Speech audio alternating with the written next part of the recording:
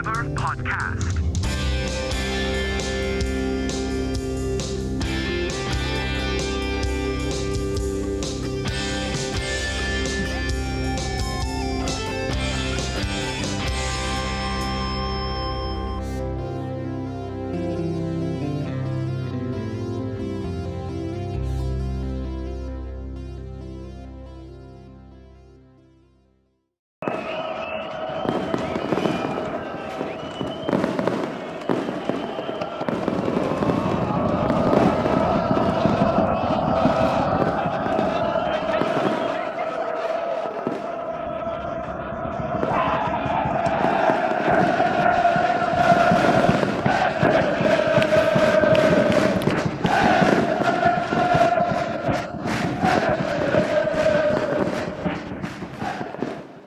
Hello again, everybody.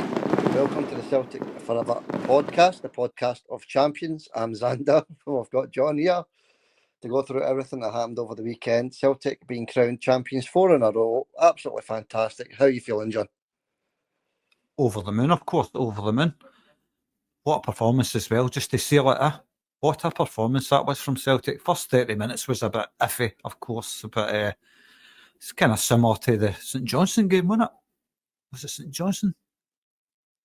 Yeah, that's very similar to the home game as well. We had just before it went to 4-0 at half time and then one more goal in the second half. Yeah, very similar. Maybe that's what I'm thinking about, but it doesn't matter. It's over now, it's done now. And one thing I did notice was Sky. When I was watching it on Sky, that you couldn't hear the Celtic fans. Are they deliberately turning off the microphones where the Celtic fans are so you don't hear them?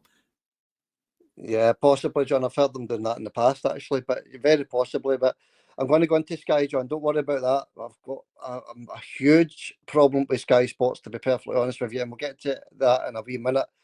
But first of all, John, I want to mention the new competition, right? Before we get into everything Celtic, we're going to do a full post-match reaction to the champions' brilliant victory in a wee minute. But the competition, new competition for next season, you can get entering just now if you want, folks. Get your name registered just now, and there's going to be, what it is basically is we want a correct score off you if you enter. You know, if you get that correct score correct, you're guaranteed 3 points, and that'll be 3 points on the board. So basically it's a massive league table, and whoever's at the top of the league, obviously at the end of the season, wins the massive prize, the basket full of Celtic goodies. You know, it's a superb prize, full of stuff, you know, programmes, Celtic frames, posters, Celtic football, just a whole lot of stuff in that basket, right, John? But the main thing is, if you want to enter for next season's competition, and entries close on the day before the league kicks off, folks, so you've got plenty of time to get entering. And then every week we get that correct score off your guess, and if you get that guess correct, you've got 3 points. It's as simple as that.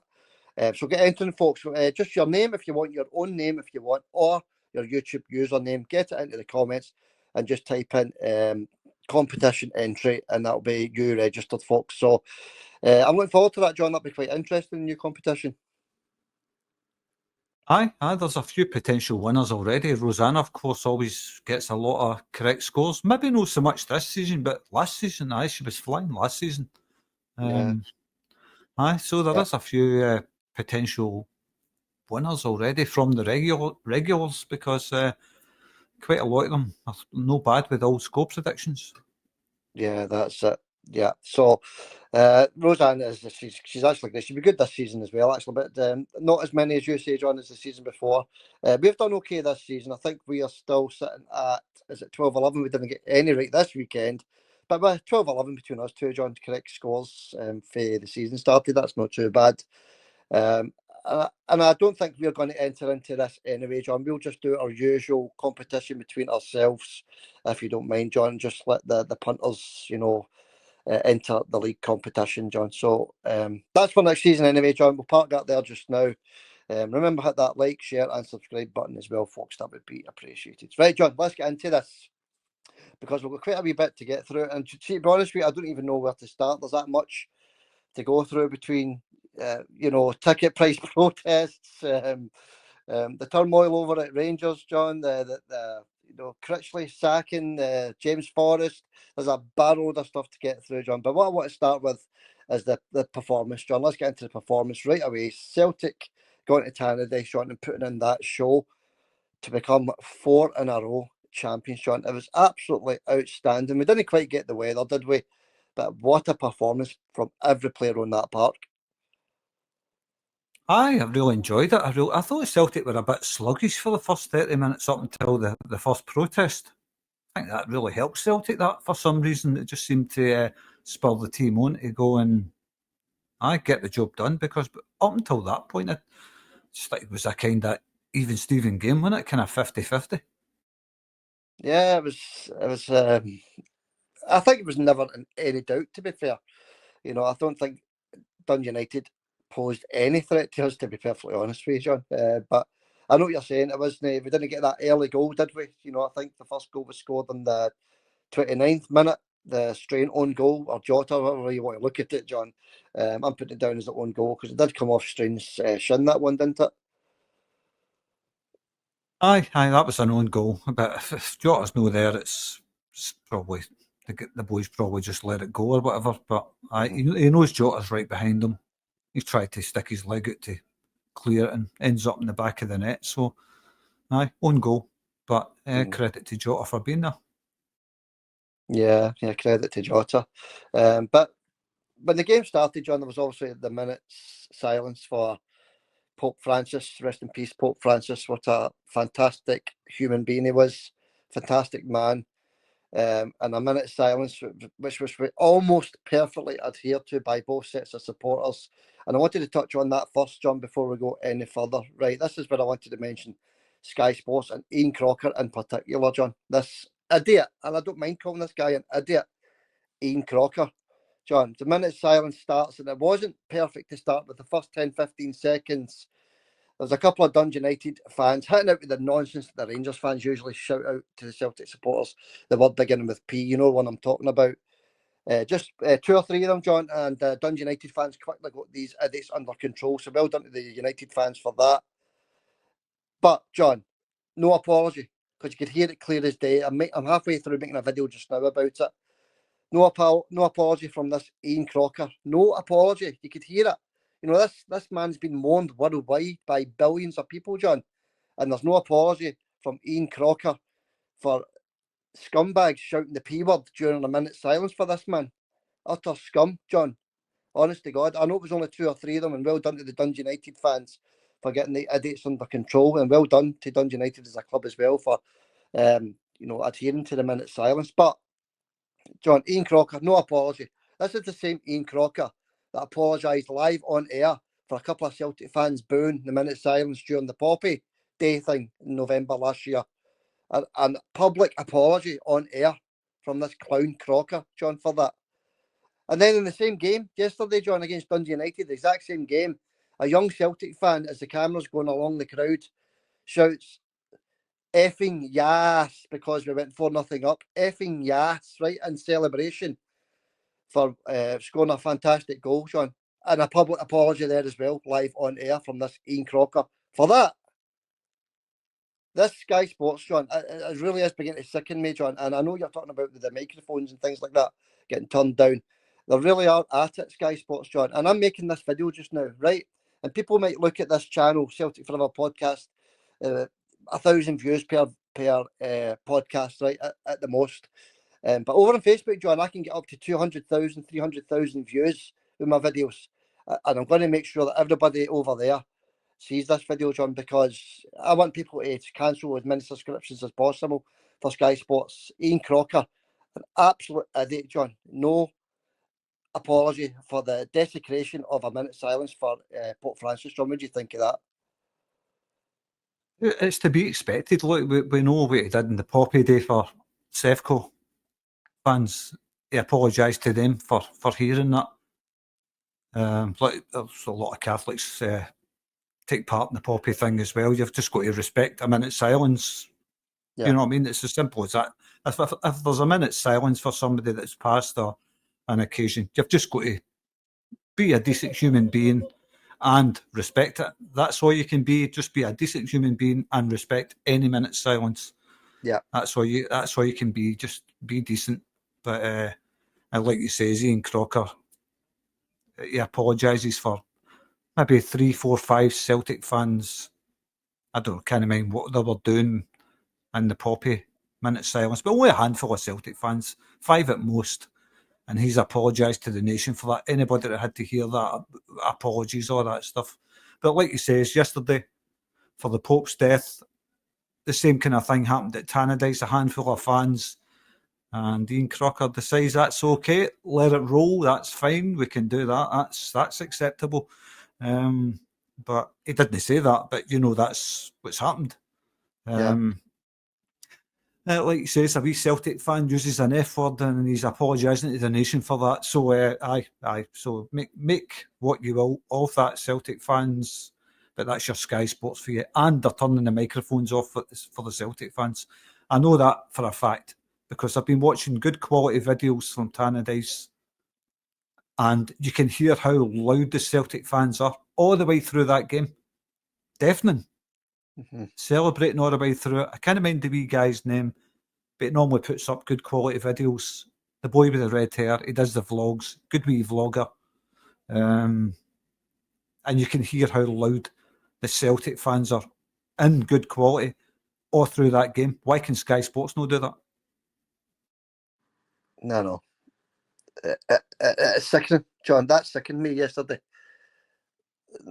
No, the fact that a couple of idiots said that during the minute of silence, you're always going to get that, John, right? That isn't what sickened me, although it was annoying because the Pope Francis was a great man, right? So that was annoying, but that isn't what annoyed me the most, John. It was Ian Crocker's lack of apology. He just moved on straight onto the football once the minute of silence finished. Once the referee blew the whistle for the minute of silence, John. That sickened me. No apology. I was expecting an apology right away from Crocker for that one. Especially the words that were getting used, John. The P word. We all know what the P word is, and that's what was getting used during the Pope's minute silence. Absolutely disgusting. And then once they were quietened, the minute silence was observed perfectly. So well done to both sets of supporters for that, John. And then, as I say, an automatic on-air live apology from Crocker because a young laddie said the F word in celebration. One wee guy saying the F word in celebration. A public apology on air live. So look out for the video, folks. That'll be video. I'm going to try and get that on today or tomorrow because I'm trying to find the footage that I need for that, and once it's done, it's going to be quite interesting, John, because it isn't just the Dundee United game. I'm taking clips from there's other games as well, John. So that video is going to be up quite soon, and I'm going to make sure that's over on Facebook where it's getting hundreds and thousands of views, John. So look out for that. Right, back to the football, John. Right, I've got it off my chest. Aye, Bill, you're right to get it off your chest because you're no alone in that thinking, and big credit to the Dundee United fans because as a whole, the stadium, every fan in that stadium, 99.9% of the fans, Dundee United fans as well, impeccably observed minute silence. Dundee United, of course, famously have got a lot of big Catholic following, generally speaking. So I don't know if maybe a couple of Rangers fans have made their way into that game, or do you know what I mean? Just for that occasion or whatever. I don't know what the situation is, but Dundee United traditionally big Catholic followings under. Yeah, that's it. Of course, yeah, that's their history, isn't it, John? But I always wanted to have a wee word on. I was flicking online, so sometimes you go to these Celtic sites, John, when you're getting your news, and you get a couple of like Daily Record or the Sun reports, and I clicked on one of the Sun ones, and it was impeccably observed the minute silence, no mention of it whatsoever. So there you go, John. That was not the case with our poppy appeals and stuff like that, John, was it? Anyway, because that made national headlines because a couple of Celtic fans booed. Unbelievable. But it is what it is, John. It is what it is. We just need to move on. Just thought we had to mention this stuff because it gets brushed under the carpet everywhere else, doesn't it? It does. It totally does. I mean, I don't know what I can say. What you've already said, I can't add anything to that. But Ian Crocker, Ian Old Firm Crocker. How many times is that guy shouting Old Firm through a Celtic game? He knows Celtic want nothing to do with him. So why does he keep saying Old Firm? It's just clear to every Celtic fan on earth wants nothing to do with him. Everybody at Celtic, the football club itself, wants nothing to do with him. Celtic have says we're part of and nothing. Celtic have come out and publicly said that a couple of years ago. We're part of nothing. There is no Old Firm. So why are these media guys all shouting Old Firm, Old Firm, Old Firm constantly? Celtic want nothing to do with them. We want nothing to do with them. So why do they keep saying it? Yeah, that's it. Celtic don't want to be tagged with the club over the city, do they? So there's no Old Firm. There isn't any, but Crocker said it 9 times during the Dundee United game, John. Right. Anyway, John, let's get back into it. Back into the big game, John. The game that crowned us champions. What a feeling, Johnny. What a feeling to be champions yet again, John. Easy, an absolute canter. Many points away ahead just now as 17 as it stands. 17, aye. Yeah, 17 points after them drawn against the mighty St Mirren. Well done to them. But John, back to the game. The 6th minute, this boy that got clattered into the boards, that looked painful. And fair play to that boy who just got up. What a clatter. I think it was Engels that clattered this boy right into the boards. He must have been going at some speed. And fair play to that boy for just getting up, getting on with it. Aye, he just got on with it. I felt that one myself. I've dished out a few rough challenges in my day myself, and you know what I mean. If I've seen guys flying into boards, it's painful. It looked like I'm in the process of making a few videos actually, and that's in one of them. So keep your eyes peeled for that one. And speaking of peeled, John, the tangerine. The tangerine incident at Tannadice as well, John. The big display of tangerines getting thrown onto the park, John. I thought it was hilarious. A lot of people over on Facebook saying there's no need for it. Crap like that, John. It's absolutely hilarious. Celtic fans making a statement, protest and paying double for ticket prices. Absolutely no problem for me. I thought it was funny as well. Tangerines all over the park, John. And thanks to the Dundee United players for helping get them off the park. I don't think, by the way, they all walked over the halfway line to get a drink while the Celtic players are removing them from the park. I thought that was uncalled for, to be honest with you. I know it's a wee trivial point, but only the Celtic players and some of the staff, John, getting these things off the park. What did you think of that? It's up to Dundee United. Their fans never threw them on the park, but there was a player up helping. But the Celtic players didn't throw them on the park either, John. You know, that's what I'm saying. Everybody should have been knitting in there to help pick their things up, to be honest with you.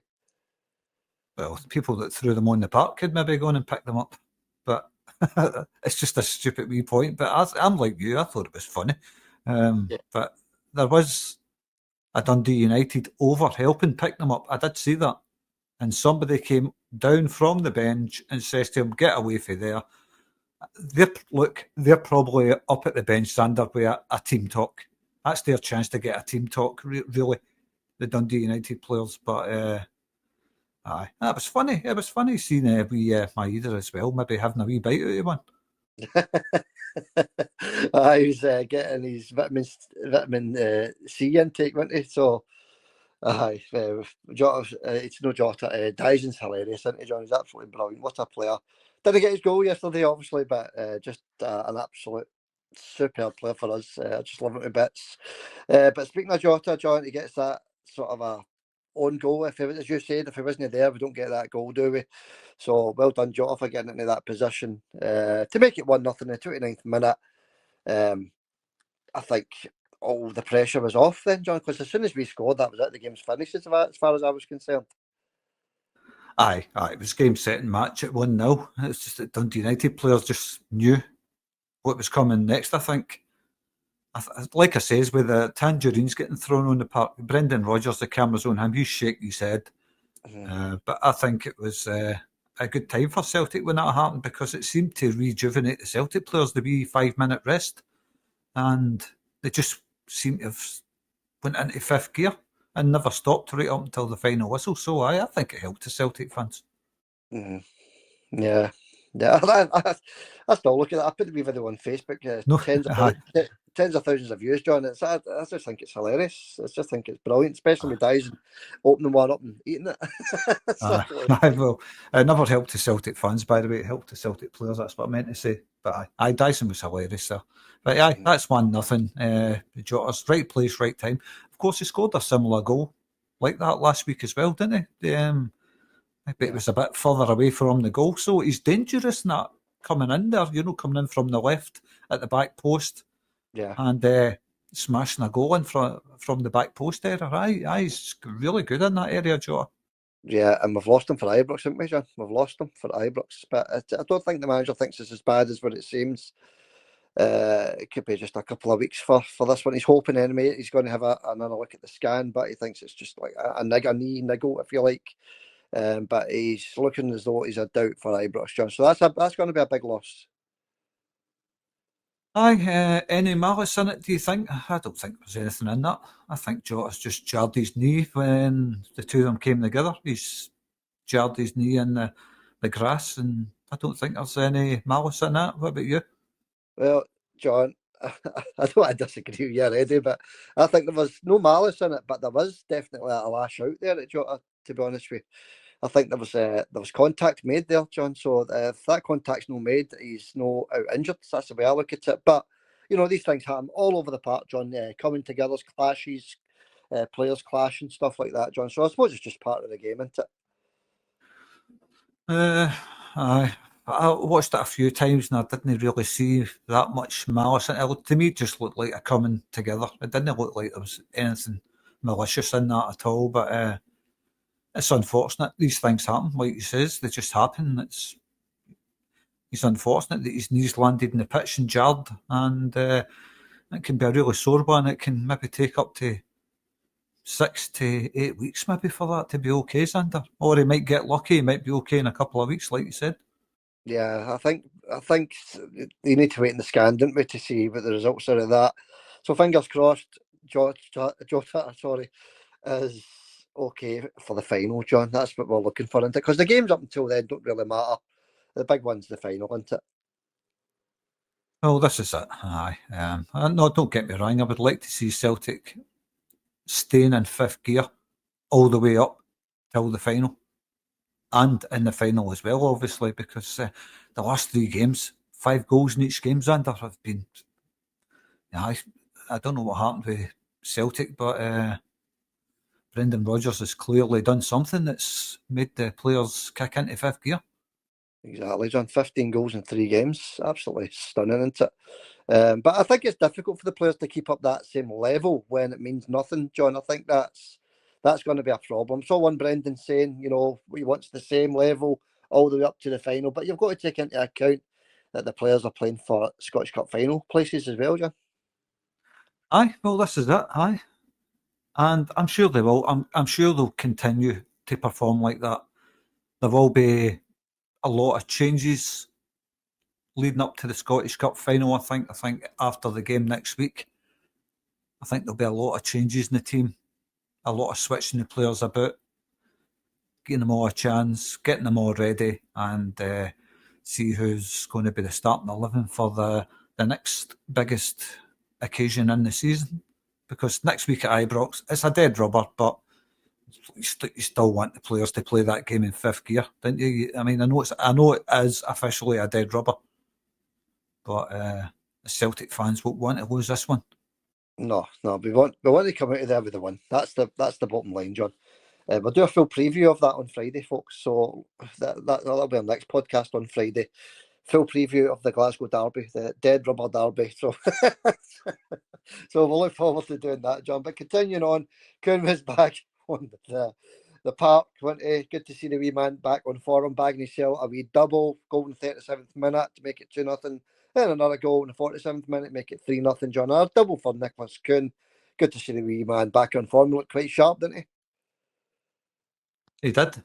I think after the first goal, he seemed to spark into life, putting in probably a man of the match performance. I thought he was out of this world. And that's all we want to see for Nicholas Coon. We've said it time and time again, although he has been, I wouldn't say off form. I've never said he's off form. What I have said is he's not hitting the dizzy heights that he did back in the early stages of the season. Aye. He's not hitting the dizzy heights that he did because he was player of the season. That's what you're thinking. Who is this guy we've signed? And then suddenly he was back to, he was hitting shots and they were getting into the stand and all that stuff. And yesterday he seemed to be back to that Nicholas Kuhn we've seen early on in the season and in the Champions League. He was outstanding. Yeah, I thought his movement was top class, John, as well. His sort of moves off the ball looked really decent. I've not really seen that for him since he came to Celtic, but his movement off the ball was brilliant, getting into the wee spaces, where you get your chances. So, yeah, he looked very, very sharp, and that's just brilliant for us approaching this Scottish Cup final, John. He's tracking back as well. Sander was brilliant yesterday. Yeah, top class. Well done. Well done, Nicholas. Keep it up, son. That's all we're looking for. That's all we've all been looking for. For you went slightly off for him, wee man. So just keep it up, son, and you'll be okay for the Scottish Cup final. Big Adam Ida, he obviously came on for Jota, didn't he, John? He also bagged himself a double, so it's good to see the big man on the score sheet again. He scored last week, John. Scored 2 against Dundee United on Saturday. 2 decent goals. One was a header, wasn't it? The other one was more or less when the game was done, wasn't it, in the 57th minute to make it 5-0. 2 decent finishes, John, but another 2 goals to boost the big man's confidence. Aye, of course. We both thought he would start, didn't we? We had him in our starting lineup. We thought Maida and Kuhn would start. Yeah. And no, well, they did start, but in a different lineup because we thought the big man Ida was going to start up front. He never started. I was really surprised with that because when that change took place and Dyson went out on the left, it was a different Celtic, a totally different Celtic, and it's the Celtic team I want to see starting against Sevco. It's Dyson Maida on the left, keep Tavernier quiet. They're beat. It's as simple as that. That's it, John. That's it. I thought it was a bit strange for me because as soon as we brought on the physical presence, the Dundee United defenders didn't know how to deal with big Adam Ida. So yeah, you're right, John. I thought it changed the game, to be honest with you. And then we started rattling on the goals, didn't we? So, and a double for the big man anyway, John. Two decent finishes, as I said. A header and then a shot with the right foot. And he almost got his perfect hat-trick, didn't he, with the shot with the right foot. He's just out of reach, so he didn't quite get his hat-trick, John. So that was it. 5-0, John. Cantor, the game's in the bag. Celtic supporters, absolutely outstanding. As usual, they always are really, really good when they're following Celtic, John. But the party, it was a full swing, wasn't it? It was just lovely to see the Celtic supporters really enjoying themselves. The weather didn't make a bit of difference, to be honest. I know it was a wee bit damp, miserable, but no, it was just brilliant to see, John. We had this second protest as well, didn't we? The one with the footballs. That was quite funny as well. The ball goes back to the Dundee United goalkeeper, and they must have had a whistle or something to throw all these balls on at the same time. Surrounded by about 50 footballs, John, the goalkeeper, he's shaking his head. Unbelievable. Kind of take a joke, but there was a serious side to it as well, I suppose. Aye, well, it's all about pricing fans out the game. That's what that protest was about. Both of them were about the same thing. And they're right. You're charging £42 for a ticket to go to Tannadice. It's unbelievable, isn't it? And I just found it funny, but also making a point at the same time that you're, working class guys, they don't have that kind of money to spend on tickets. A lot of these guys have got their families to feed and all that, and the only enjoyment they get is going to watch Glasgow Celtic, and then they're having to spend their hard-earned money on overpriced tickets for Tannadice. So I think it was a fair enough point. Yeah, so they are, John. Well done to Celtic supporters. Making a big statement there, a big bold statement, wasn't it? John, a wee quick word on the referee, Don Robertson. I thought he let the game flow. Actually, I thought he had a brilliant game, Don Robertson. Every time I see this referee, I think he has a decent game, John. But I think he was letting some tackles go, which was good to see. You don't normally get that in the modern game. And there was no really major incidents for him to deal with. But I just thought he was doing quite well letting the game flow. Aye, look, if I don't take notice of a referee during a game, he's done a good job. If you're watching a game and the referee hasn't done anything to upset you, he's done a good job. So Aye, Don Robertson did a fantastic job. Never had any problem with anything he done yesterday. So 10 out of 10 for him. Yeah, well done, Don. Yeah, he has a good game in most games, I think, when he's refereeing Celtic. So yeah, as you say, 10 out of 10 for the referee.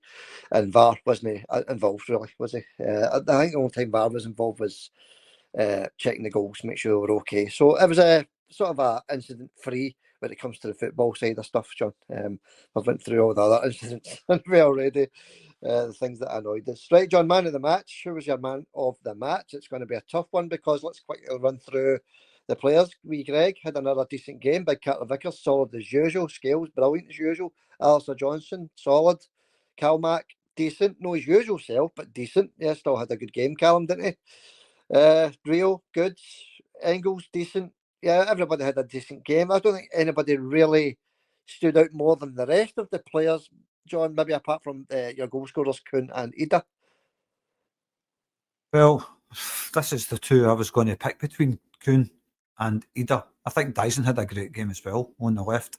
When he went out on the left, I thought it was outstanding, but that's why he's got to play there in that derby game next week, Sander. I know we'll talk about that on Friday, but he's a must to play in that left wing role. He's a must because, like I says, if he plays it there, Rangers don't get close to us because their key man doesn't get forward. It's as simple as that. Anyway, that's a conversation for Friday. Yeah. But man of the match for me is between Kuhn and Adam Ida. And it's 50-50 really. I can pick either one. I think Adam Ida held the ball well. Mm-hmm. He did a fantastic job at that. I couldn't believe what I was watching with him yesterday. I'm going to get to big Adam Ida, Sander. All right. Are you, John? Right, okay. I'm going to get to Nicholas because he played the full game. So I'll give it to him just for that reason, John. Other than that, both of them had outstanding games, I think. And it's good to see the wee man back on form. It's good to see the big man back on form, little and large. So one for you, one for me, John. That's fair enough. All right, John. That's it. That wraps up the game. I've covered the game. That was quite good. That was interesting, wasn't it? What do you think? Where do we go for here, John? Celtic, 4 in a row, totally dominant in Scotland.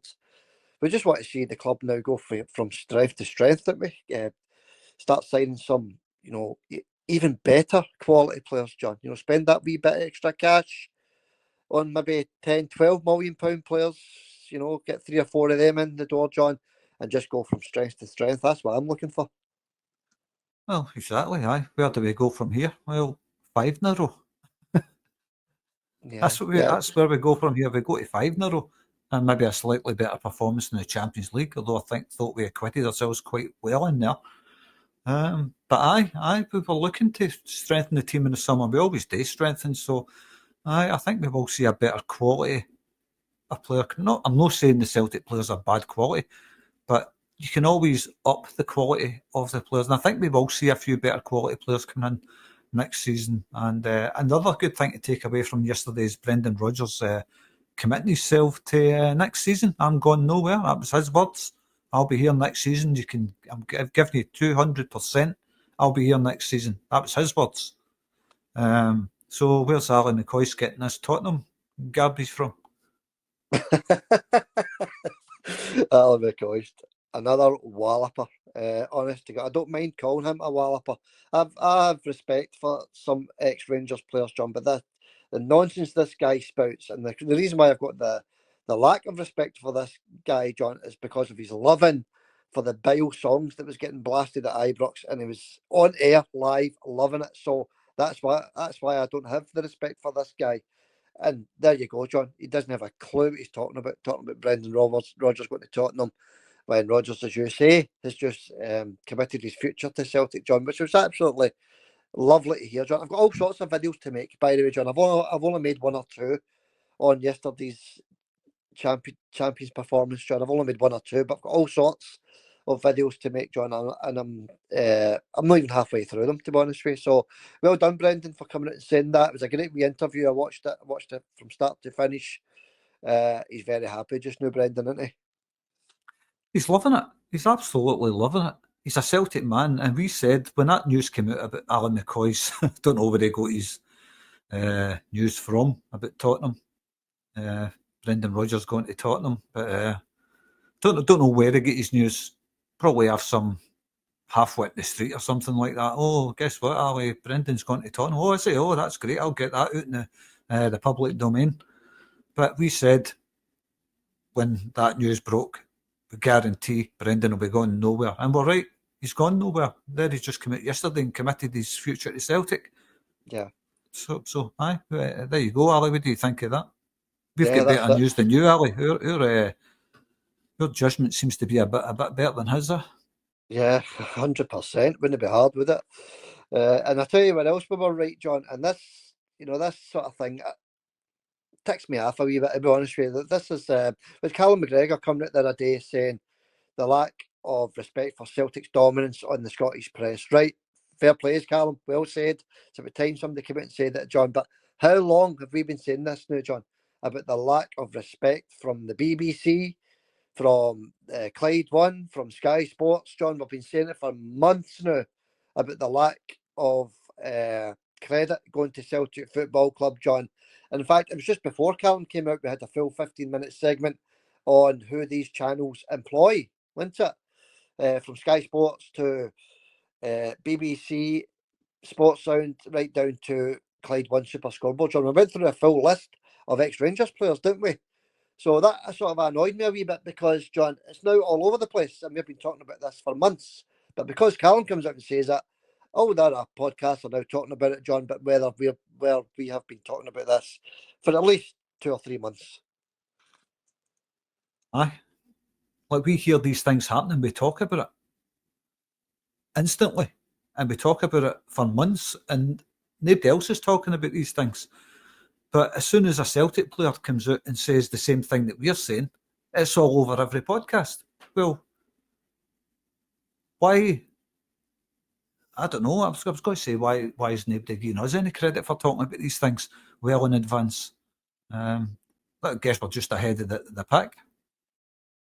Yeah, we're talking about things that annoy us, John, and it annoys Callum. So now it's annoying everybody else. And maybe there is some podcasts, John, I don't know, I don't listen to them, but maybe there is some out there that have been talking about it. But it's the first I've heard the top podcast talking about it, John. It really is the first I've seen. I don't listen to them, but I see the headline. I see the titles and the videos. Maybe other Celtic podcasts do talk about it, but they certainly don't use it as headlines. Not that I've ever seen, because you see them in the YouTube videos when you're scrolling through. I don't watch them, but I've never seen any headlines regarding it, whereas we do kind of headline it. Oh, we headline it, John. Full 15-minute segment going through everybody these channels employ before Callum even said a word, John. And it's not the first time I've mentioned it. I've mentioned it, as I said, for a long time now, to be honest with you. Because it is annoying, and I don't understand why it's 10 up until now for players and other podcasts to mention it, John. So anyway, John, we went on and on about it. And it's actually good to hear Callum coming out and saying something about it. It's quite refreshing, actually. Well, I'm not sure the Celtic players, I mean, Brendan Rodgers and the Celtic players, they'll always tell you, we don't watch the telly, we don't read the papers, all that. But of course they do. They're human beings. And they're in the public eye, so they're going to want to know what the public think about them. Of course they're listening to podcasts and BBC and all the other stuff, papers and all that. Of course they take note of all that stuff. And it must hurt the Celtic players knowing that they're running right in this country and getting absolutely no credit for it. It's all about Sefco for the journalists in this country. And they've done nothing. And that must hurt the Celtic players, seeing that, wait a minute, we're champions. We've won 13 championships in the last 14, and nobody's talking about this achievement. It's out of this world how Celtic have been the last, 2 decades?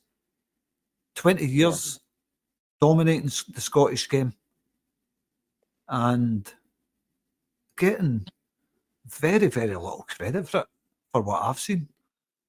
And it's just a total machine, and nobody across Britain is giving Celtic that much credit for the job that they've done. And that's, if that was Rangers, I guarantee you it'd be all over front pages and all that. It would be, I don't know, but winning a lottery for every Rangers fan on the planet, wouldn't it? It would be they'd hit the mother load there, Sander. You know what I mean? Yeah, I think we're letting the Rangers supporters off lightly, John, with the celebrations. To be honest with you, we're not celebrating enough as far as I'm concerned. There should be street parties a lot, John. But I mean, Glasgow yesterday after the Celtic Park gathering was dead. It was quiet. The streets were dead. Saturday night, dead. Just won the champions. Just be crowned champion. Sorry, Glasgow was dead after 8 o'clock last night, John. So if that was the other way about, John, you would hear it. Trust me, you would hear it. And the BBC, John, they'd rather talk about who's going to finish third. You know, and that moves me up, John. That actually brings me on to another tangent here, isn't it? That brings me on to I accidentally put on the radio this morning, John, and there was a tribute to the champions, right? What a tribute this was, John. The BBC's tribute to the champions was Liam McLeod commentating some Celtic games, right? And they commentated on every game that Rangers beat us this season. Every goal was commented on by the commentator. That's a tribute to Celtic winning the league, was Rangers scoring against Celtic 6 times, John. I didn't hear any of that, but I don't listen to the BBC's, you know. I know what it's all about. I've known for years what it's about. That's why I don't listen to it or watch it. It's just a bad organisation. And like I said to you last time we were on here, they'll have another 4 of their Rangers pundits back on BBC at the end of the season once we Barry and his pals are sacked for Rangers. They'll all be back on the BBC. I don't know if Barry Ferguson was on the BBC right enough, but McGregor certainly was. Billy Dodd certainly was, and Neil McCann certainly was. So they're getting at least 3 of their pundits back at the end of the season, and that's just 3 of probably about countless amount of ex-Rangers players being pundits on BBC, and that's why I don't listen to it. Yeah. Anyway, what a tribute that was, John. Liam McLeod screaming his head every time Rangers scored against Celtic. What a tribute. Thanks very much. Right, John. James Forrest, Celtic's most decorated player. Well done, wee man. Absolutely outstanding for Jamesy. What a player, what a man, and just a legend, John. He's now officially a Celtic legend, John. He always was a Celtic legend, but he's now officially a Celtic legend, John, by being Celtic's most decorated player. Well done, wee man. Absolutely outstanding, and thank you from both of us at Celtic Forever. Oh, I be Jamesy. He's totally a Celtic legend. Spent his whole life at Celtic. You know what I mean? Right through the youth ranks. He's still there. He's 33 years old. Most decorated Celtic player now. And he'll be even more decorated, hopefully, after the Scottish Cup final. And apparently he's going to visit Bobby Lennox. I don't know if it's just to rub it in or whatever, Sander. Some people are talking about a statue for Jamesy Forrest. Do you think that's taking it a bit far? Well, he's Celtic's most decorated player, John. I wouldn't say it's taken too far at all. No, you know. No, me neither. Yeah, no, that's right, John. You got wee Jimmy there, Jimmy Johnston, world class player, and now you've got wee Forrest there, John, Celtic's most decorated player. So absolutely, I'd be totally on board with that. A statue for James Forrest. I need to find somewhere to put it, mind you, but that's another story, isn't it? No, John. All joking aside, I think he's just an absolutely icon for Celtic Football Club, the wee man, and he's still going strong. He's still got a turn of pace. You seen that yesterday at 33-year-old or whatever he is. I'm in total agreement with you. It won't hurt Celtic to put a statue of James Forrest, Celtic's most decorated player, and he'll still be there next season. He could be worth another 3 medals on top of the collection that he's already got. Yeah. So, and another one at the end of the season at Hampden, maybe. So we don't know about Hampden yet, but it's not going to hurt Celtic to put a wee statue of James Forrest outside Celtic Park, commemorating Celtic's most decorated player. I don't see why not. He's a total legend, great wee player, and I'm in total agreement with you. I know a lot of people won't agree with. He's never won the European Cup. That's why we've got legends outside Celtic Park like Big Caesar and wee Jinky and all that stuff. But I think being Celtic's most decorated player certainly merits a statue outside Celtic Park, 100%. Yeah, but if that was the case, then John, we'd never have another Celtic player outside Celtic Park statue, to be honest with you. Listen to Brendan yesterday's interview. We'll never win the European Cup. He's just been honest. We'll never win it. So that means there'll never be another Celtic player statue outside the stadium. So, yeah, that doesn't go for nothing for me, John, the European Cup thing. Although it is great to see the legends there, Jinky, Billy McNeil, John, outside the stadium, the legends of the club. And that's why the statue's there, John, winning the European Cup, and very decorated as well. But you've got to be James Forrest now, Celtic's most decorated player in Celtic's history, John. I don't see why not, John, because as Brendan says, we're never going to win the European Cup, so that doesn't mean to say we're not going to have any more statues outside the stadium, does it? No, well, this is it. Well, you can look at Willie Maley. Is it 30, 35 major honours he's got at Celtic? Yeah. Why is there no statue of him outside the stadium? So, I don't know. You can look at things like that, you know what I mean? But Jinky Johnson, Celtic's greatest ever player. That's in most Celtic players' eyes, that one. I think that's a thoroughly deserved statue. Wee Jinky, total. When you think of Celtic, if you're not a Celtic fan, first thing you'll know is Jinky Johnson, an absolute icon for Celtic. You've got Jock Stein outside the stadium, the manager that won all the trophies, well decorated, and obviously the European Cup. You've got Big Caesar, Celtic's greatest ever captain. That's not up for debate, that is it? And obviously the man, Brother Wilfred. So I think it takes quite a lot to get a statue outside the stadium, but I think that when I look at guys like Willie Maley, who I think should have a statue there, I've always says that anyway. Yeah. And Celtic's most decorated player and Celtic's most decorated manager. I think both of them deserve to have a statue outside Celtic Park. Yeah, the Celtic could do a wee Hall of Fame. So like maybe 10 statues of just Celtic greats, John. They could do it inside Celtic Park. They could do it somewhere right around the stadium. They could do something like that. But that's up to Celtic, John. That's their choice to do what they're going to do. We can only voice our opinion, I suppose. Well, this is it. I mean, there's plenty of space outside Celtic Park to put another couple of statues up, It's not like there's no space there. I'm in agreement with you anyway, but the other one I would like to see is one for Willie Maley. He's Celtic's most decorated manager, and I think if you're going to put one up with James Forrest, you need to have one up of Willie Maley as well, I think. I think that would be fair. Another 2 statues outside the stadium commemorating another couple of Celtic icons under, aye? Yeah, that's it. The statues are a touchy subject for some people, aren't they? So whether you like them or you don't, or you want them or you don't, John, it doesn't matter. It's just an opinion, isn't it? So we've voiced ours, John. Other people can voice theirs as well.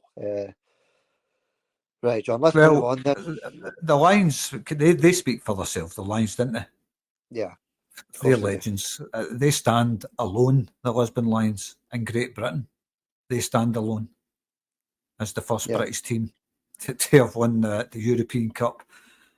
So the 2 legends from the Lisbon Lions, 3 legends, sorry, Jock Stein, Jinky Johnson and Billy McNeil, they thoroughly 100% deserve these statues outside the stadium. And they've got stands named after them as well. The Lions stand, the Jock Stein stand. They're well commemorated, Xander. They're welcome, and rightly so. But all I'm saying is, I think there's, with the space outside Celtic Park, it won't hurt to put a couple of statues of the 2 legends, Maley, Forrest, great servants to Celtic, and Jamesy Forrest family can just be so proud of him, Xander. The whole Forrest family are proud of him. And obviously you've got James Forrest's brother, and you've got his sister as well, who plays for, I think, who is it she plays for again? Is it Glasgow City? I'm not Glasgow sure. City? Not sure. I think it was Glasgow City anyway. And his brother plays for Hearts still. So, great wee family, wee football family there is, Xander. Yeah, it's a brilliant football family, John. Dedication to the game, that's what that is, John. And loyalty. Yeah, and loyalty as well, John. Ray Allen Forrest, he's nowhere near the player his brother is, but it doesn't make it say he's not a decent player, John. He's at Hearts for a reason, isn't he? So well done, the Forrest family, John, and well done in particular to our wee legend, James Forrest. Hopefully, you've got another 2 or 3 years left in you, wee man, because you're still doing a fantastic job for Celtic, John. And you were mentioning there, John, Big Jock Stein. As far as I'm concerned, maybe even the world's greatest manager, John. I was listening to BBC Five Live, right? People will laugh at me when I say the world's greatest manager, Big Jock, right? But I heard somebody on BBC Five Live saying Sir Alex Ferguson, the world's greatest ever manager, right? Alex Ferguson was a good manager, a great manager, actually, Alex Ferguson. And I like Alex Ferguson. I do like the big man. He's a legend of the game, done wonders for Manchester United, John, right? But let's put the two managers together, right? Sir Alex Ferguson and our great Jock Stein, John, right? Jock Stein, who won trophy after trophy, first British team to win the European Cup with spending zero money. 13 local lads winning the European Cup, John, right? For Celtic, that was Jock Stein. And then you've got Sir Alex Ferguson, John, the big man, Big Fergie. Won the European Cup a couple of times with Man U, won trophy after trophy with Man U in England, league titles, etc., John. But the difference is, Alex Ferguson spent £794 million, John, doing that. Jock Stein spent nothing, or nearly nothing. I think Alex Ferguson himself looks up to Jock Stein as an icon of the game. He looks up to Jock Stein. That says it all. Now, you can't get a higher accolade than that. Alex Ferguson is a legendary manager. Make no mistake about that. Yeah. But he looks up to Jock Stein. He looks up to. He'll never tire of saying that, how much Jock Stein was a better manager. So that says it all. That says everything. And you've got to remember when Jock Stein was winning titles and all that in the European Cup, Scottish football was very strong at that time. It wasn't a wee weak league. The teams were strong. Yeah. But he won it in a time where it was hard to win stuff. And it can never be taken away from Jock Stein how good a manager he was. He actually was probably the world's greatest manager. The Celtic winning the European Cup in '67, probably football's greatest ever achievement. Can you take that away from Celtic, what they done, Xander? That is football's greatest ever achievement. Yeah. It's the deluded fans down in England on this BBC, John, they look up to, they even disrespect the Jock Stein achievements, John. You know, a guy never spent a single penny. And maybe he spent a few pounds in his latter years, John, but not much. But then you've got managers like Alex Ferguson spending 794 million, John, a lot of money to do what he did. So that is a lot of money, you know, that Alex spent. But he is still a great manager, John. And then you look at the modern day managers who they're saying are great, you know, Pep Guardiola, who's the other guy that used to manage Chelsea and Porto? Mourinho, John. I mean, they're spending it in billions of pounds, John. They're billions and billions of pounds, John, these managers are spending. So just a wee touch on the day or the day after we've just won 4 in a row, a wee mention to our legend, Jock Stein. We'll never forget you, Jock. Best manager in the world as far as I'm concerned, John, winning all those trophies and titles when the league was strong and winning the European Cup with 14 local boys for Glasgow Celtic. So we tribute to Jock Stein there, John. Aye, exactly. We already know he's a legend. He's got his legend statue there. He's got his stand named after him at Celtic Park. He's won the European Cup. He's won his team 9 in a row. He's can't take it away from Jock Stein what he done. And he'll always be remembered. Every Celtic fan that goes to Celtic Park sees his statue every day. They go there and they see the stand with his name on it. So he'll never be forgotten, and for very good reason. The world's greatest ever manager. Yeah. Okay, John. Just another wee thing I needed to get off my chest, because I hear these things on the radio. It annoys me. It really does. Right, John, we'll move on with the wee bits of snippets on news. We'll call it a day very soon, because time's rolling on, right? But there's still wee bits of things I wanted to have a wee word on, get your opinion on this. Obviously, the Rangers disrespect to the Pope's minute silence. We don't expect anything different from them, John. But well done to St Mirren for respecting it, John. It's just, we don't expect anything different for these people over at Ibrox, John. They disrespect the Scotland's shame, disrespecting the Pop's minute silence. A wee quick word on that, John. I've not really got anything to say because it just annoys me with them. They're still living in a time 400 years ago. They live in the past. Most of them, I'm not saying them all, but most of them just live in the past. Haven't got a clue about anything but what goes on at their club and what's important to them. That's all that matters to them. And any opportunity to try and disgrace anything linked with Celtic or the Catholics, they can't wait for that. That's what they love. That's what they thrive on. They're living in a time in the past, 400 years ago. That's their life, basically. So there's not really much I can say about it. That's all I've got to say about it. And I never even knew they were playing until 1 o'clock this morning when I was still looking at Celtic fans celebrating on YouTube, watching the videos and that, before I realised where I was. Well, it's 1 in the morning. I better get to my bed. And then I noticed St Mirren against Sevco highlights. So I didn't even know they were playing. I'll watch it and see. Watched it and got a good laugh before I went to sleep. Sent me to bed very happy. All right, John, we'll leave that there. We'll go into the results in a wee minute before we call it a day, John, right? But that was that. I just saw that myself. I didn't even realise they were playing as well, to be honest with you. I checked it last night and saw the result. Not that it matters anyway. 17 points behind the champions. Superb. But the big thing was, Sander, you did say you heard fireworks going off last night. You sure that wasn't the Rangers fans celebrating another draw?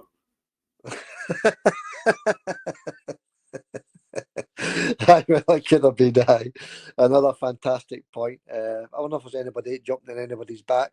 Ferguson jumping on Alan McGregor's back, maybe, John. I don't know. I didn't see any, didn't hear any. I just know they drew the game. So another brilliant point for Rangers there.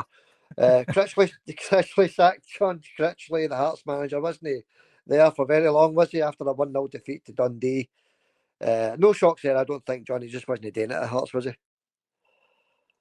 No, well, he's practically dragged Hearts into the relegation battle. So another couple of games, and they're right down there fighting relegation. So I think it's a good time to let him go. See if somebody can maybe get the best out of Hearts for the last few games of the season. End of the day, I don't really care. Maybe bring Naismith back. Naismith, Mulkey. Maybe. I don't know who would take over the job at Hearts. Big Stephen Presley, maybe give him a go. Yeah, I thought Nielsen done a decent job for Hearts, John. But that's up to them, as you say, with the day. But there's a few managers out there that could have got, John, and they went for this Critchley character, John, who never really filled me with any confidence. And obviously, I don't know much about Hearts, but you can imagine how the Hearts fans felt about him. So anyway, he's gone, John. He's away.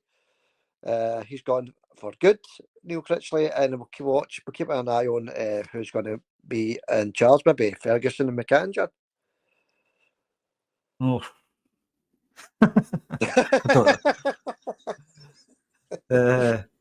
Like you can laugh. No,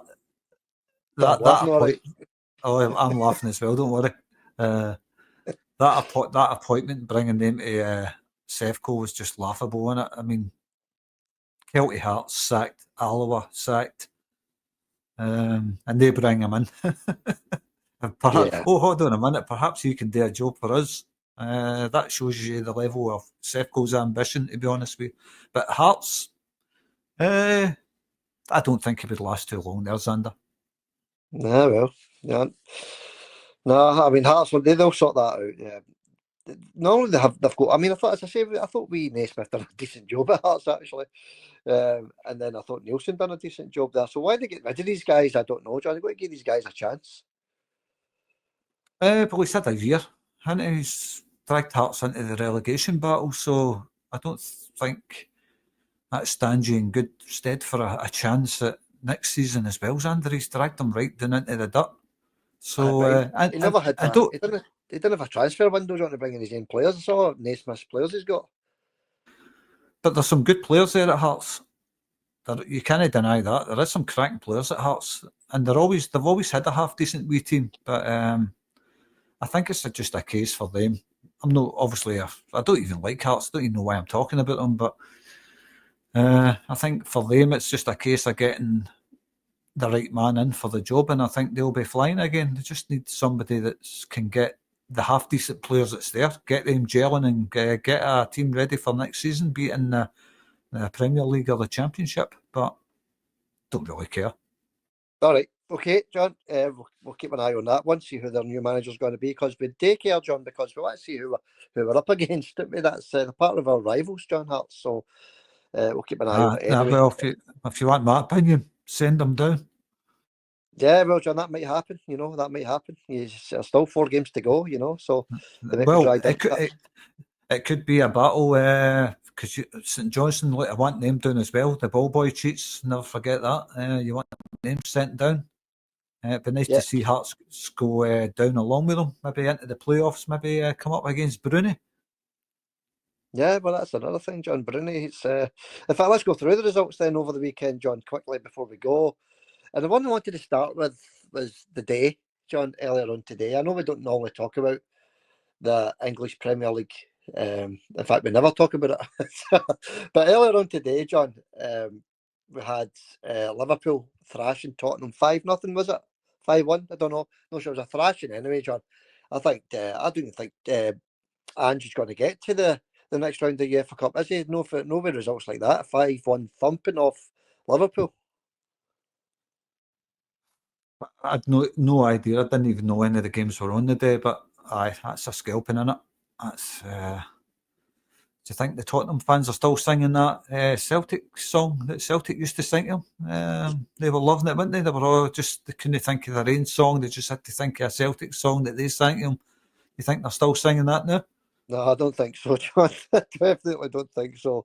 A big Ange, we don't want to see him getting sacked, but that's results-driven business, isn't it? We always say that, and that's Liverpool confirmed champions down in England, John. The day they're champions as well, so they joined Celtic as champions of their country, John. So well done to Liverpool, I suppose. We Celtic connection there for Liverpool as well, isn't there? Right, John. Other results, obviously, we've already spoken about Hearts. That was a 1-0 loss to Dundee. At Tynecastle, John, pretty poor actually. You can understand why they got sacked, but Dundee giving themselves a wee booster there for staying in the Premier League. Did you predict that? No, John, I think I said 2-1 to Dundee. I don't think he's got any right. All right. I thought you predicted that. I thought it was one of your predictors, right, when I heard that result. But it's a poor result at Tynecastle. You don't expect Hearts to get turned over by Dundee at Tynecastle, but there you go. That happened. We're still talking about Hearts. I'm not interested in them, but that's true. Let's move on then, John. Kilmarnock. I thought I got this one right actually, and when I double checked it, I couldn't believe it. Kilmarnock 2. I couldn't believe. I thought it was 1-0 to Kilmarnock, to be honest with you. Kilmarnock 2. Who were they playing? They won 2-0 anyway. Kilmarnock. Can't remember who it was they were playing. Who was it? Motherwell, was it? I don't know, John. But they won 2-0 anyway. I said 1-0. Motherwell, thought it wasn't Motherwell then, John, because you nearly got this one right. Motherwell 3, St Johnstone 2. I think you said 4-2 to Motherwell. Aye, I did say 4-2, but I'm just looking up the result for Kilmarnock. 2-0. They beat Ross County. Ross County. Aye, I didn't even. I don't know the result, Sander, because I was too busy celebrating. I wasn't taking any interest in anything. I know the Aberdeen result, but that's about it because I watched a wee bit of that. Yeah. But where were we? I nearly got the Motherwell one correct then. That was 3-2 instead of 4-2. Very close, John. That would have been some result you'd have got up. That one would have came in, wouldn't it? That would have been some predictor that. I know. Imagine predicting a 4-2. Well, I nearly did. That'd have been a 2-pointer. That's true. Yeah, that's it, John. Okay, moving on. Well, we need to move on quickly then, John. It's time running out. Aberdeen 1, Hibs 0. We both said Hibs, I think. Good win for that. Aberdeen there, actually, hit Pittodrie 1-0. Aye. Watching paint dry. I thought garbage that was. I think I predicted a Hibs win there or no. I think I predicted 2-0 for that game, but Right, well, Aberdeen won the game. That was it. The game was garbage. Can't say any more than that. Well done, Aberdeen. Yeah, well done. And last of all, John, I've already had a wee word on. I didn't even know they were playing. St Mirren 2, Rangers 2. Another celebratory draw for Rangers there, just to go only the 17 points behind the champions, John. So well done to Rangers for that. A 2-each draw. St Mirren are a good outfit at home. All joking aside, John, a good wee team at St Mirren Park. Aye, I like St Mirren, I've got to admit. I do like St Mirren. A wee team that battles hard, they fight for everything, and that's 3 times this season they've took points off of Sevco. 2 defeats and a draw. Well done, St Mirren. Stevie Robinson doing a great job there. Keep up the good work, Stevie. Yeah, he's doing a brilliant job, the wee man, isn't he, to be fair to him. You know, it might be the next Rangers manager, you just never know, because he is doing a brilliant job there at St Mirren. So yeah, well done. Yeah, well done to the wee man. Brunei watch, 2-each draw with Queen's Park, John. We both got that wrong. I think we both said a win for Brunei. Brunei's more or less gave up the ghost there, eh? No chance of getting any promotion, John. 2-each draw. And Lenny watch, a nothing each draw, another snooze fest against Airdrie. So both are legends, John. Drawn both games. I didn't even know. I've not checked up the results, like I said, but there you go. That's that. I can't say any more than that. That's Brunei's. That team's been sliding further and further back into the last 6-7 games. I think the final nail in the coffin was the Livingston 5-0 game. That was bad, wasn't it? Yeah, that was poor. That's, as you say, nail in the coffin. And Livingston are actually flying now, John. They've actually still got a chance to win that, catch up with Falkirk in that league. You know, I think there's only one game to go in there, something like that. But they've got a chance, John. The league's not over yet. Very slim chance, but they've got a chance nevertheless, John. But we'll leave that there, John. That's enough of that. That's your results over the weekend, the ones that we spoke about on the preview of the Dundee United game. Well, one you missed. That's one you missed. The Milan derby. Oh, I 3-1 to AC Milan. 3-1. You were close there as well, John. I think you said 3-0. No, I says 3-1. I says 3-1. Oh, did you? I says 3-1 to AC Milan. That's mine. That's me. 13-11 in front. Well done, mate. Right. When was the Milan derby, John? Was it yesterday? I'm not sure. I don't even know. I just brought it up there just to see. And you just told me if it was 3-1, then I'm correct. I says 3-1 in my predictor. Yeah, I thought you said 3-0, John. Oh, no. Try to rob me at a point there. Try to rob me. Anyway. Brilliant. Okay, you can have it, John, until I look at it. Are you sure? I'm just looking that up. It says AC Milan were playing the day. They were playing Vicenza. Yeah, I think they were playing on Wednesday, John. I think it was 3-0 to AC Milan. I'm sure it was, John, because I think it was quite a good game, actually. The Milan derby. I don't think Inter Milan got sent into 10 man. There's there, John. You did get it right. You didn't say 3-1. You did get it right, John. It was 3-0. It was 3-0 to AC Milan, no 3-1. Well, I says 3-1, so I didn't get it right. Oh, did you, right, John? I thought you said 3-0, so we're getting our wires crossed here. So. Getting our wires crossed. That's the other way around. I says 3-1, but it finished 3-0. You were close either way. So it was a good result for AC Milan. Because Inter Milan were flying before that, to be honest with you. But anyway, it doesn't matter, John. You were close. I thought when I saw the 3-0 there, John, that you got it right. So you've hit the bar again, buddy. And just one more game to talk about before we go, John. Another wee quick word on Athletic Bilbao. They play Manchester United on Thursday in the semi-final of the Europa League. And we want to wish Bilbao all the best of luck, John. Absolutely. Aye, good luck, Bilbao. I think... I don't know what their score was this weekend or anything like that, but they've hit a wee bit of form at the right time, Bilbao. And Man United, of course, I switched it over when they were getting ready to get put out the cup, and a man gets sent off, and I just sat and watched Man United dismantle Leon. So what's going on here? As soon as I switch it over, I see 3 goals for Man United, switch it right back off again.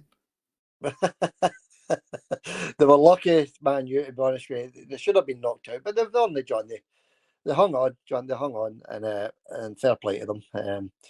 I'm just looking for the Bilbao result for the weekend, John. I don't think they play this weekend. Did they not get the game cancelled because they're into the semi-final? I think the Spanish teams are allowed to cancel their game before a big semi-final. So I think that's what's happened there. So good luck to them anyway, John. Bilbao, Man U with a one each draw earlier on today, John. They're not in any great shakes, are they? You know, we can only thank God that it's Bilbao they're playing and no the Rangers, John. Aye, well, just remind me not to watch it. That's all. Yeah. Every time I watch England or an English team playing, nothing against English people, by the way, I just don't like the English game. I don't like the way they brag about the free money that they get. Hundreds and billions, actually. I was going to say hundreds of millions. It's billions that goes into free money dished out between that league every season. And they brag and brag and brag about it, and they put Scottish football down because Scottish football doesn't get free billions. These people don't live in the real world. So that's why I don't like the English game. And I just hope Man United get put out. Same as I hope every English team gets put out. Yeah, I think we will take care of Man U after a one each draw against Bournemouth earlier on Sunday. Right, John, let's have a wee final sum up then. Champions, it's a great feeling. It's Sunday night. I'm going to continue my celebrations round about 9 o'clock. I'm going to pour myself a wee whiskey at 9 o'clock. I'm going to continue the celebrations, John. I had a wee drink on Saturday night. So continuing celebrations for Xander, John. What about yourself? What you up to? I know you don't drink, but I'm sure you'll be continuing the celebrations, buddy. I wish I did still drink, or I would have a wee drink. I wasn't in alcohol or anything, by the way. I just decided I don't want to drink anymore. To see the point in it. It's throwing good money away. But then again, you're throwing good money away after a celebration. It's a worthwhile cause, isn't it? But no, I just don't. I just decided not to have drink. I don't need it, you know. But I'm going to have probably a cup of tea and a digestive Xander celebrate. Yeah, it doesn't matter how you celebrate as long as you're celebrating, John, and we've got plenty of celebrating to do. Just a wee quick word before we go then, John, on Celtic in general, champions again, 4 in a row, going for a treble, John. It's just a fantastic time to be alive and supporting the famous Glasgow Celtic, John. It's amazing, isn't it? It's just total dominance. 2 decades of dominance, sitting back, enjoying watching Glasgow Celtic winning treble, quadruple trebles, multiple league titles, Scottish Cups and Scottish League Cups. And it's just something I don't think any Celtic fan will ever tire of. But we just, like we keep trying to say to Celtic fans, enjoy every single moment where Celtic win stuff like this, because it won't be around forever. It's got to end one day. Enjoy the moment while it's still happening, because certainly you and myself are enjoying every single moment. And make these celebrations last. We'll have another party at the end of the season when we get the cup. No, the Scottish Cup, the cup for winning the league. Yeah. We'll have celebrations at Celtic Park. Hopefully there's a big party down at Glasgow Cross that day, another big party ready to happen. And then we march on to the Scottish Cup and hopefully celebrate that. Another huge party, Xander. Just keep it coming. It's beautiful. Yeah, it's beautiful, John. And it's a perfect word to sum it up. Beautiful. Right, John. Big preview on Friday. Glasgow Derby. The Rangers event against the champion Celtic, John. One to look forward to. We'll not go too much into it just now. We wanted to say their wee piece on it, John. We just want a win, John. We want to continue this feel-good factor, John, next Sunday. Well, we go there as champions this time, and I'm sure Brendan's learned a lesson from the last 2 times. He's got to play, though, like I said, we've got to play Maida on the left-hand side and keep their key man quiet, because that happens 100% of the time. If Dyson Maida is playing on the left, keeping Tavernier quiet. As soon as things are switched about, the roles are reversed. Rangers win the game. We see it. And it just shows you how key Dyson Maida is to Celtic, doesn't it, on that left-hand side. He's pivotal and totally vital to Celtic in that position. And that's why we go there next week. We add him either up front, Dyson Maida on the left. We go out with that team, just won the title, firing on all cylinders. Won our last 3 games by 5 goals. Well, one was 5-1, but by scoring 5 goals, we've won our last 3 games, and I don't see how it can be another 5 goals at Ibrox if we go and play with that Dyson on the left, Adam through the middle. Celtic just won the title.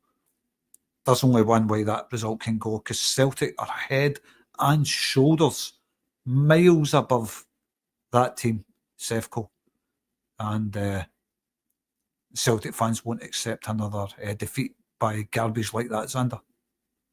No. Yeah, well said, John. And I've also got wee Nicholas on the right as well, who's doing a lot of tracking back as well. So it's going to be on both sides. Hit me both barrels. That's what we're looking for, Celtic, next weekend. But we'll do the full preview of that on Friday. Right, John, thanks very much, buddy, for coming on. That was good. Good wee chat there. Comments will return on Friday, folks. So get your comments into the comment section, funnily enough, and we'll get them read out on the preview on Friday, folks. Thanks for coming on, John. Appreciate that. Hail to the champions. Hail to you, John. And we'll catch you on Friday, buddy. Hail, Xander. I'll speak to you Friday. Cheers, mate. Speak to you Friday, John. Hail.